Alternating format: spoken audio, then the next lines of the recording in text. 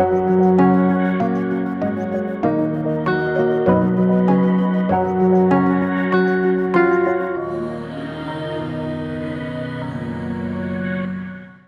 പേര് നീന. ഇതെൻ്റെ ഹസ്ബൻഡാണ് സാബു. ഇതെൻ്റെ അമ്മ ആനീസ്. ഞങ്ങൾക്ക് അമ്മ മാതാവും തിരുക്കുമാരനും എൻ്റെ കുടുംബത്തിനും എനിക്ക് തന്ന വലിയൊരു കൃപ ഇവിടെ എല്ലാവരുടെ മുന്നിൽ പറയുവാനും മാതാവിനോടും തിരുക്കുമാരനോടും ഒരുപാട് നന്ദി പറയുവാനാണ് ഞാൻ ഇന്നേ ദിവസം ഇവിടെ നിൽക്കുന്നത്. ഞാൻ ആദ്യമായിട്ട് കൃപാസനത്തിൽ വരുന്നത് 2020 അന്ന് മുതൽ ഞാൻ അമ്മയോട് ഒരുപാട് പ്രാർത്ഥിക്കുമായിരുന്നു. അമ്മയോട് പ്രാർത്ഥിച്ച എൻ്റെ എല്ലാ കാര്യങ്ങളും അമ്മ എനിക്ക് നടത്തി തന്നിട്ടുണ്ട്. ആ വിശ്വാസം എന്നും എന്നിലുണ്ടായിരുന്നു. ഞാൻ ഒരുപാട് കഷ്ടപ്പെട്ട സമയത്തും മാതാവിനെ ഞാൻ വിളിച്ച് നന്ദി പറഞ്ഞായിരുന്നു. അതൊക്കെ എനിക്ക് അമ്മ മാതാവ് സാധിച്ചു തന്നു. പല നന്ദികളും ഞാൻ പറയാൻ വിട്ടുപോയിട്ടുണ്ട്. അതിനോട് ഞാൻ അമ്മ മാതാവിനോടും തിരുക്കുമാരനോടും സോറി പറയാണ്. ഇന്ന് ഞാൻ പറയാൻ പോകുന്നത്, ഞങ്ങൾ 2017 എൻ്റെ കല്യാണം കഴിക്കണേ. അന്ന് മുതൽ ഞങ്ങൾ ഓസ്ട്രേലിയയിലാണ് ജീവിക്കണേ. ഞങ്ങൾ 2 പേരും നഴ്സുമാരാണ്. എല്ലാ 2 വർഷം കൂടുമ്പോഴാണ് ഞങ്ങൾ നാട്ടിൽ വരിക. ആ സമയത്തൊക്കെ ഞങ്ങൾ ചെറുതായിട്ട് ഹെൽത്ത് ചെക്കപ്പുകൾ ചെയ്യും. അവിടത്തേലും എളുപ്പമാണ് ഇവിടെ പല കാര്യങ്ങളും ചെയ്യാൻ. അതുകൊണ്ട് ഞങ്ങളങ്ങനെ ചെയ്യാറുണ്ട്. ഈ പ്രാവശ്യം ഞങ്ങൾ വന്നപ്പോഴും അത് ഞങ്ങളുടെ മനസ്സിലുണ്ട്. അപ്പോൾ ഞങ്ങൾ ഫെബ്രുവരി 20 അതിന് ഒരു ഹോസ്പിറ്റലിൽ പോവുകയും അതിൻ്റെ കാര്യങ്ങൾ ചെയ്യുമായിരുന്നു. അപ്പോൾ എനിക്ക് തൈറോയ്ഡ് ഉണ്ട്. കഴിഞ്ഞ 5 വർഷമായിട്ട് ഞാൻ മരുന്ന് കഴിക്കുന്നുണ്ട്. അപ്പോൾ എനിക്കെപ്പോഴും അതൊരു എൻ്റെ മനസ്സിലൊരു വിഷമമുള്ള കാര്യം, വിഷമമല്ല, ഇങ്ങനെ എപ്പോഴും എൻ്റെ മനസ്സിൽ തോന്നിക്കുന്ന ഒരു കാര്യമാണ്. തൈറോയിഡിലും മുഴ വരും. മുഴ പലർക്കും ഞാൻ കേട്ടിട്ടുണ്ട്. അതെനിക്ക് വളരെ പേടിയുള്ളൊരു കാര്യമായിരുന്നു. അങ്ങനെ ഈ പ്രാവശ്യം ഞാൻ 20 ഞാൻ സ്കാനിങ്ങിന് പോകുമ്പോൾ ഈ കൊന്ത എൻ്റെ കയ്യിലുണ്ട് എപ്പോഴും. കഴിഞ്ഞ പ്രാവശ്യം ഞാനിവിടെ 2023 ഞാൻ അവസാനമായിട്ട് വന്നത്. അന്ന് ഞാനിവിടെ വന്നപ്പോൾ ഈ കൊന്ത ഞാൻ മേടിച്ചായിരുന്നു. അന്ന് മുതൽ ഈ അമ്മ മാതാവിൻ്റെ കൊന്ത എൻ്റെ കയ്യിലുണ്ടായിരുന്നുണ്ട്. അന്ന് മുതൽ ഞാൻ പ്രാർത്ഥിക്കുന്ന എല്ലാ അമ്മ മാതാവ് സാധിച്ചിട്ടുണ്ട്. ഈ കൊന്ത ഞാൻ അന്നും കൊണ്ടുപോയായിരുന്നു. എൻ്റെ കയ്യിലുണ്ടായിരുന്നു ഈ കൊന്ത. ഇങ്ങനെ ഞാൻ മുറുക്കി പിടിച്ചാണ് സ്കാനിങ്ങിന് അവിടെ പോയതും.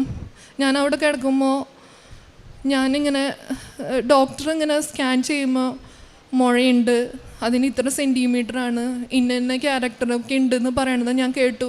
ഞാനൊരു നേഴ്സായിരുന്നപ്പോൾ എനിക്ക് പെട്ടെന്ന് മനസ്സിലായി. എനിക്ക് അപ്പം തന്നെ അമ്മ മാതാവേ എനിക്ക് മുഴയുണ്ടല്ലോ എന്ന് ഞാൻ വിചാരിച്ചു. അങ്ങനെ അപ്പോൾ ഹസ്ബൻഡ് എൻ്റെ കൂടെ വന്നിട്ടുണ്ടായിരുന്നു. ഹസ്ബൻഡ് പുറത്തിരിക്കുന്നുണ്ടായിരുന്നു.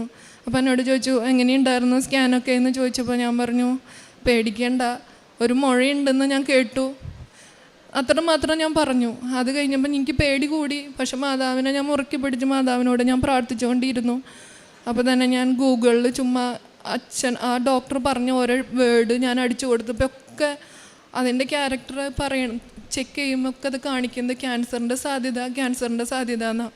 എനിക്ക് ഹസ്ബൻഡിനോട് ഞാൻ പറഞ്ഞില്ല അത്. പക്ഷെ എന്നാലും എൻ്റെ മനസ്സിൽ അത് അങ്ങനെ ഭയങ്കര ഭയം വന്നു. അപ്പം തന്നെ ഞാൻ ഹസ്ബൻഡിനോട് പറഞ്ഞു നമുക്ക് നാളെ തന്നെ ഒന്ന് കൃപാസനത്തിൽ പോകണം. അപ്പോൾ ഹസ്ബൻഡ് പറഞ്ഞു അത് കുഴപ്പമില്ല നമുക്ക് പോവാമെന്ന് പറഞ്ഞു. അപ്പോൾ ആൾക്കും ആണെങ്കിലും ഞങ്ങളും അസ്വസ്ഥതായി, ഇങ്ങനെ ഒരു മുഴയുണ്ട്, എന്താവുമെന്ന്. അപ്പോൾ റിസൾട്ട് എപ്പോഴാണ് കിട്ടാമെന്ന് ചോദിച്ചപ്പോൾ പറഞ്ഞു 2:30 റിസൾട്ട് കിട്ടാമെന്ന് പറഞ്ഞു. അപ്പോൾ 2:30 ഡോക്ടർ വിളിപ്പിച്ചപ്പോൾ ഡോക്ടർ പറഞ്ഞു റിസൾട്ട് വന്നിട്ടുണ്ട്, അതിലൊരു മുഴയുണ്ട്. അപ്പോൾ ഞാൻ ഫിസീഷ്യനാണ്, എനിക്കൊന്നും ചെയ്യാൻ പറ്റത്തില്ല, നിങ്ങൾ സർജനെ പോയി കാണാൻ പറഞ്ഞു. അപ്പോൾ സർജനും പറഞ്ഞു ഈ മുഴയുണ്ട്, മുഴയുടെ ഇതുകൾ കണ്ടിട്ട് ക്യാൻസറിന് സാധ്യതയുണ്ട്. അപ്പോൾ നിങ്ങൾ FNAC എന്ന് പറഞ്ഞൊരു ടെസ്റ്റ് ചെയ്യണമെന്ന് പറഞ്ഞു.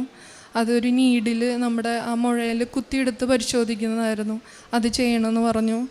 അന്ന് തന്നെ ഞങ്ങളത് ചെയ്യുകയും സാമ്പിൾ കൊടുക്കുകയും ചെയ്തു. പിറ്റേ ദിവസം ഞങ്ങളിവിടെ വന്നു. ഞങ്ങൾക്കറിയില്ല ഉടമ്പടി എടുക്കാൻ പറ്റുമോ, എന്തായിരിക്കും ഞങ്ങളുടെ അവസ്ഥകൾ എന്നറിയില്ല. പക്ഷെ എന്നാലും ഞങ്ങൾ കുറച്ച് വിശ്വാസത്തോടുകൂടി ഇവിടെ വരികയും ഞങ്ങളിവിടെ ഒരു 10:30 ആയപ്പോഴേക്ക് എത്തി. നേരെ പോയി ടോക്കൺ എടുത്തു. 2 മണിക്ക് ക്ലാസ് എന്ന് പറഞ്ഞു. ഞങ്ങളിവിടെ വന്നു. ഇവിടെ വന്ന് ഞങ്ങൾക്ക് നന്നായിട്ട് പ്രാർത്ഥിക്കാനും ഞാൻ കരഞ്ഞൊക്കെ പ്രാർത്ഥിച്ചു. അമ്മ മാതാവേ എന്നെ കൈവിടല്ല മാതാവേ, എവിടെ നോക്കുമ്പോഴും എനിക്കിത് ക്യാൻസറിൻ്റെ സാധ്യത കൂടിക്കൊണ്ടിരിക്കുകയാണ്, എന്നെ കൈവിടല്ല മാതാവേ എന്ന് ഞാൻ കരഞ്ഞ് ഞങ്ങൾ പ്രാർത്ഥിച്ചു. ഇവിടെ നോക്കിയപ്പോൾ കുമ്പസാരിക്കാൻ നല്ലൊരു അവസരമായിരുന്നു. ഞങ്ങൾക്ക് 2 മണി വരെ ഒരു സമയം ഉണ്ടായിരുന്നു. ഇവിടെ ക്യൂവിൽ നിന്ന് കുമ്പസാരിച്ച് ഒരുങ്ങി ഞങ്ങൾ ക്ലാസ് കൂടാനായിട്ട് 2 മണിക്ക് പോയി. അവിടെ പോയി ഞങ്ങൾ ഫ്രണ്ടിലിരുന്ന് എല്ലാം അച്ഛൻ പറഞ്ഞ് ഞങ്ങൾ കേട്ട് ഉൾക്കൊണ്ടു. എന്താണ് ഉടമ്പടി, എങ്ങനെയാണത് ചെയ്യേണ്ടത്, എങ്ങനെയാണെന്നൊക്കെ ഞങ്ങൾ ശ്രദ്ധിച്ച് കേട്ടു. ക്ലാസ് കഴിഞ്ഞതിന് ശേഷം ഞങ്ങൾക്ക് എവിടെ നിന്ന് ഒരു നല്ലൊരു ധൈര്യം കിട്ടിയെന്ന് ഞങ്ങൾ പരസ്പരം പറഞ്ഞു. അങ്ങനെ ഞങ്ങൾ ഇവിടെ നിന്ന് ആ ധൈര്യം വെച്ച് ഞങ്ങൾ മുന്നോട്ട് പോയി അമ്മ മാതാവിനോട് പ്രാർത്ഥിച്ചു. എന്തായാലും ഉടമ്പടി എടുത്തിട്ടുണ്ടല്ലോ, നമുക്ക് യാതൊരുവിധ കുഴപ്പങ്ങളും ഉണ്ടാവില്ല എന്ന് പറഞ്ഞു. അങ്ങനെ ഇരിക്കുമ്പോൾ എൻ്റെ FNACയുടെ റിസൾട്ട് വന്നു. അതിൽ പാപ്പുലറി തൈറോയ്ഡ് കാർസിനോമ ബെത്സേദ കാറ്റഗറി 5 എന്ന് എനിക്ക് വന്നു. അത് കേട്ടപ്പോൾ ഞങ്ങൾ ഒരുപാട് വിഷമിച്ചു. എല്ലാ ഡോക്ടർമാരും പറഞ്ഞു ഇത് സാധ്യത കൂടുതലാണ്, 90% മേളിൽ ഇത് ക്യാൻസറിന് സാധ്യതയാണ്. നിങ്ങൾ നേഴ്സുമാരാണല്ലോ, നിങ്ങളോട് ഞങ്ങൾ പ്രത്യേകം പറയണ്ടല്ലോ. ഞാൻ ആകെ തളർന്നു പോയി. എനിക്ക് ആകെ 5 വയസ്സുള്ളൊരു മോളാണ്, എനിക്ക് 30 വയസ്സേ ഉള്ളൂ. എൻ്റെ മോൾക്ക് 5 വയസ്സും കൂടി കഴിഞ്ഞാൽ 10 വയസ്സുള്ളൂ. ചിലപ്പോൾ എൻ്റെ അതിൽ ഗൂഗിളിലൊക്കെ അടിച്ചു നോക്കുമ്പോൾ ഇങ്ങനെയുള്ളവർക്ക് 5 വർഷം 10 വർഷമൊക്കെ സാധ്യത ജീവിക്കാൻ, അങ്ങനെയൊക്കെ ഞാൻ കണ്ടു. അപ്പം ഞാൻ ആകെ തളർന്നു പോയി. എൻ്റെ മോളെ ഞാൻ ഓർത്ത് ആ നേരത്ത് ആകെ തളർന്ന് കരഞ്ഞ് ഞാൻ പ്രാർത്ഥിച്ചു അമ്മ മാതാവിനോട്. എൻ്റെ കുടുംബം മൊത്തം പ്രാർത്ഥിച്ചു. കാണുന്ന ഡോക്ടർമാരെല്ലാവരും പറഞ്ഞു ഇത് ക്യാൻസറിന് തന്നെയാണ് സാധ്യത, അങ്ങനെ തന്നെ നിങ്ങൾ മുന്നോട്ട് പോകണം, അങ്ങനത്തെ ട്രീറ്റ്മെൻറ്റ് എടുക്കേണ്ടി വരും എന്നുള്ളതിൽ മുന്നോട്ട് പോകാൻ പറഞ്ഞു. ഞങ്ങൾ പ്രാർത്ഥിച്ചുകൊണ്ടേയിരുന്നു. ഉടമ്പടി തൈലം പൂശി ഞങ്ങൾ പ്രാർത്ഥിച്ചു, കുരിശ് വരച്ച് പ്രാർത്ഥിച്ചു, ഉപ്പ് കഴിച്ചും വിശ്വാസ പ്രമാണം ചൊല്ലിയും ഞങ്ങൾ മുന്നോട്ട് പോയി. ഓരോ ദിവസവും ഞങ്ങൾക്ക് എന്തെങ്കിലുമൊക്കെ നല്ല കാര്യങ്ങൾ, വിശ്വാസം വർദ്ധിക്കാനും ധൈര്യം വരുത്താനുള്ള രീതിയിൽ അമ്മ മാതാവ് ഞങ്ങൾക്ക് കാണിച്ചു തന്നായിരുന്നു. അങ്ങനെ ഞാൻ ഓരോ പത്രം കൊടുക്കുമ്പോഴാണെങ്കിലും വിശ്വാസ പ്രമാണം ചൊല്ലി എൻ്റെ കാര്യങ്ങൾ പറഞ്ഞു മുന്നോട്ട് പോയി. എനിക്കൊരു നല്ലൊരു ഡോക്ടറിനെ കാണണമെന്ന് പറഞ്ഞു. അങ്ങനെ എനിക്ക് നല്ലൊരു ഓൺകോളജി സർജനെ കാണിച്ചു തരികയും അവിടെ പോവുകയും ഡോക്ടർ പറഞ്ഞു നമുക്ക് ഇത് ഫുള്ളായിട്ട് എടുത്ത് കളയണം, എന്നിട്ട് അതിൻ്റെ ബയോപ്സിക്ക് വിടണം. അപ്പോൾ എൻ്റെ ഹസ്ബൻഡ് നേഴ്സാണ്. ആളിങ്ങനെ ചോദിച്ചു ഇത് ഏതെങ്കിലും രീതിയിൽ ക്യാൻസർ അല്ലാണ്ടിരിക്കാൻ കേൾക്കാൻ പറ്റുമോ ഡോക്ടറെ എന്ന് പറഞ്ഞപ്പോൾ ആൾ പറഞ്ഞു ഇത് തന്നെയാണ്, നമുക്കിങ്ങനെ തന്നെ മുന്നോട്ട് പോവാം. അതൊക്കെ കേൾക്കുമ്പോൾ നമുക്ക് ഒരുപാട് വിഷമങ്ങളായിരുന്നു. അങ്ങനെ ഞങ്ങൾ മാർച്ച് 6-ാം തീയതി ഓപ്പറേഷന് ഡേറ്റ് എടുക്കുകയും എൻ്റെ ഫുള്ള് തൈറോയ്ഡ് എടുത്ത് റിമൂവ് ചെയ്യുകയും ചെയ്തു. അതിനെ തുടർന്ന് അത് ബയോപ്സിക്ക് വിട്ടു. അപ്പോഴൊക്കെ ഞാൻ മാതാവിനോട് പ്രാർത്ഥിച്ചു, മാതാവേ എൻ്റെ കൂടെ വരണമേ, എന്നെ കാത്തുകൊള്ളണേ. ഞാൻ ഓപ്പറേഷന് പോയപ്പോഴും തൈലം പൂശിയും ഉപ്പ് കഴിച്ചും എന്നെ വിശ്വാസ പ്രമാണം ചൊല്ലി ഞാനത് കഴിച്ചു. എൻ്റെ കുടുംബം മൊത്തം എനിക്കൊപ്പം പ്രാർത്ഥിച്ചു. അവിടെ ചെന്നപ്പോൾ ഞാൻ അമ്മയോട് പറഞ്ഞു, അമ്മ മാതാവേ ഞാൻ ഇവിടെ ഓപ്പറേഷനിൽ ടേബിളിൽ കിടക്കാണ്, എനിക്ക് പേടിയൊന്നുമില്ല, പക്ഷെ എൻ്റെ അമ്മ മാതാവ് എൻ്റെ കൂടെ വരണം, എൻ്റെ ഓപ്പറേഷനിൽ എൻ്റെ കൂടെ നിന്ന് ഓപ്പറേഷൻ ചെയ്യണം, എൻ്റെ ബയോപ്സിയുടെ എൻ്റെ അമ്മ എനിക്ക് വേണ്ടി സാമ്പിൾ വിടണം, അമ്മ എനിക്ക് വേണ്ടി അത് നോക്കി തരണം, അമ്മ എനിക്ക് റിപ്പോർട്ട് എഴുതണം, വേറെ ഒരാളും അത് നോക്കി കഴിഞ്ഞാൽ അത് ക്യാൻസറാന്ന് വരുള്ളൂ. ഡോക്ടർമാരും എല്ലാവരും ക്യാൻസറാന്ന് തന്നെയാണ് പറയുന്നത്. അതുകൊണ്ട് അമ്മ മാതാവ് എനിക്ക് മാറ്റിത്തരണം, ആ വിശ്വാസം എൻ്റെ ജീവിതത്തിൽ എന്നും തുടരാൻ അമ്മ മാതാവ് എനിക്ക് സൗഖ്യം തന്ന് എന്നെ കാത്തുകൊള്ളണമെന്ന് ഞാൻ പ്രാർത്ഥിച്ചു.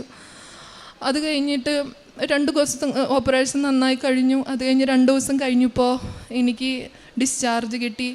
എന്നെ അവിടെ ചെന്നപ്പോഴാണെങ്കിൽ എന്നെ നോക്കിയ നേഴ്സുമാരാണെങ്കിലും ഞാൻ ഉടമ്പടി തൈലും ഉപ്പും കാശുരൂപവും എല്ലാം കൊണ്ട് ഞാൻ പോയത്, ഉടമ്പടി പത്രമൊക്കെ കൊണ്ടാണ് പോയത്. അവരൊക്കെ എന്നോട് പറയും കൃപാസനത്തിൽ പോയിട്ടില്ലേ ചേച്ചി പേടിക്കേണ്ട, ഞങ്ങളും അവിടെ പ്രാർത്ഥിക്കേണ്ട, കുഴപ്പമില്ല. എന്നെ തിയേറ്ററിൽ കൊണ്ടുപോയൊരു നേഴ്സും എൻ്റെ അവിടെ ഇരിക്കണ കണ്ടിട്ട് എന്നോട് പറഞ്ഞു കൃപാസനത്തിൽ പോകാറുണ്ടല്ലേ അമ്മ മാതാവ്, എൻ്റെ മുഖം കണ്ടിട്ട് പറഞ്ഞു പേടിക്കേണ്ട, ഒരു കുഴപ്പമുണ്ടാവില്ല, അമ്മ മാതാവ് കാക്കും. അങ്ങനെ ഓരോരുത്തരും ഞാൻ കാണുന്നവർ എന്നോട് ഇങ്ങനെ പറയുകയൊക്കെ ചെയ്തപ്പോൾ എനിക്കത് വളരെ ഒരു ആശ്വാസമായി. അങ്ങനെ ഞാൻ ഡിസ്ചാർജായി 2 ദിവസം കഴിഞ്ഞപ്പോൾ എനിക്കപ്പോൾ ഡിസ്ചാർജ് സമ്മറി കിട്ടിയപ്പോഴും ഡോക്ടർ അതിൽ ഡയഗ്നോസിസ് എന്ന് പറഞ്ഞ് എഴുതിയാണ് ഭാഗമുണ്ട്. അതിൽ പാപ്പുലറി തൈറോയ്ഡ് കാർസിനോമ എന്ന് എഴുതിയേക്കണം. അപ്പോൾ ഞാൻ വിചാരിച്ച ദൈവമേ ഈ ഡോക്ടർമാർക്ക് പോലും ഒരു സംശയം ഇല്ലാണ്ടാണല്ലോ അതിൽ എഴുതിയേക്കണം, എൻ്റെ ബയോപ്സിയുടെ റിസൾട്ട് പോലും വന്നിട്ടില്ലല്ലോ, അങ്ങനെയൊക്കെ ഞാൻ വിചാരിച്ചു. അത് കഴിഞ്ഞ് ഞാൻ മുട്ടിപ്പായിട്ട് പ്രാർത്ഥിച്ച എല്ലാ ദിവസവും എനിക്ക് പറ്റുന്ന രീതിയിൽ എൻ്റെ മുന്നിൽ വരുന്നവരെ ഞാൻ സഹായിച്ചും പ്രാർത്ഥിച്ചൊക്കെ ചെയ്തു മുന്നോട്ട് പോയി. ഉടമ്പടി തൈലം അന്ന് തുടങ്ങി ഇന്ന് വരെ ഞാൻ എൻ്റെ നെറ്റിയിലും കഴുത്തിലും ഞങ്ങൾ ഒരുമിച്ച് മുട്ടിപ്പായി നിന്ന് പ്രാർത്ഥിച്ചു. അങ്ങനെ എൻ്റെ സ്റ്റിച്ച് എടുക്കാനും ബയോപ്സിയുടെ റിസൾട്ട് എടുക്കാനും ആയിട്ട് ഡിസ്കസ് ചെയ്യാനുമായിട്ട് 15 മാർച്ച് സാറ്റർഡേ 2 ദിവസം മുന്നേ എന്നോട് വരാൻ പറഞ്ഞു. അപ്പം ഞങ്ങൾ ഉറച്ചു വിശ്വസിച്ചു അത് മാതാവിൻ്റെ ദിവസമാണ്, അമ്മ മാതാവ് എന്നെ കൈവിടില്ല എന്ന് എനിക്ക് ഉറച്ചൊരു വിശ്വാസം മാതാവ് എനിക്ക് തന്നു.